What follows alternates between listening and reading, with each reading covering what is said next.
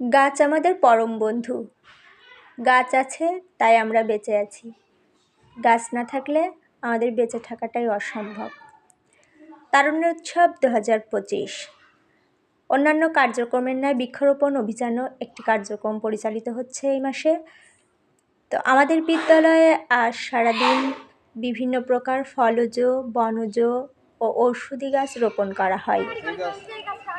শুধু তারুণ্যের উৎসব বলে নয়, আমরা প্রতি বছরই স্কুলে বিভিন্ন প্রকার গাছ রোপণ করে থাকি।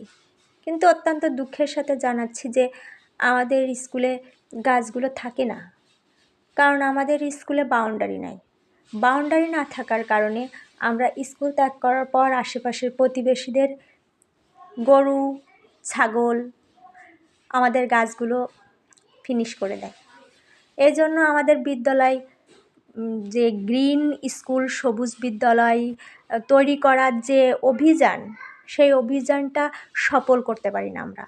কারণ গাছ ঠিকই আমরা রোপণ করি, কিন্তু সেই গাছগুলো ঠিকঠাক পরিচর্যার অভাব কারণে আমরা স্কুল ত্যাগ করার পর সেই গাছগুলো দেখভাল করার মতো কোনো দপ্তরি বা আমাদের স্কুলে নাই, যার কারণে এই গাছগুলো ঠিকঠাক বেড়ে উঠতে পারে না।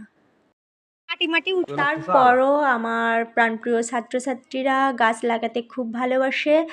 তারা অতি আগ্রহ উৎসাহের সাথে গাছ রোপণ করছে এবং তারা নিজ দায়িত্বে গাছ সংগ্রহ করে রোপণ করছে এবং তার পরিচর্যা করে থাকে প্রতিনিয়ত।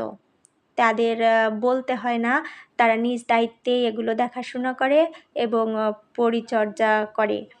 তো তাদের এই উৎসাহ তারা ধরে রাখুক, আগামী দিন তারা গাছের প্রতি ভালোবাসাটা ধরে রাখুক, কারণ গাছ বাঁচলে দেশ বাঁচবে, গাছ না বাঁচলে দেশ, পরিবেশ কিছুই বাঁচবে না।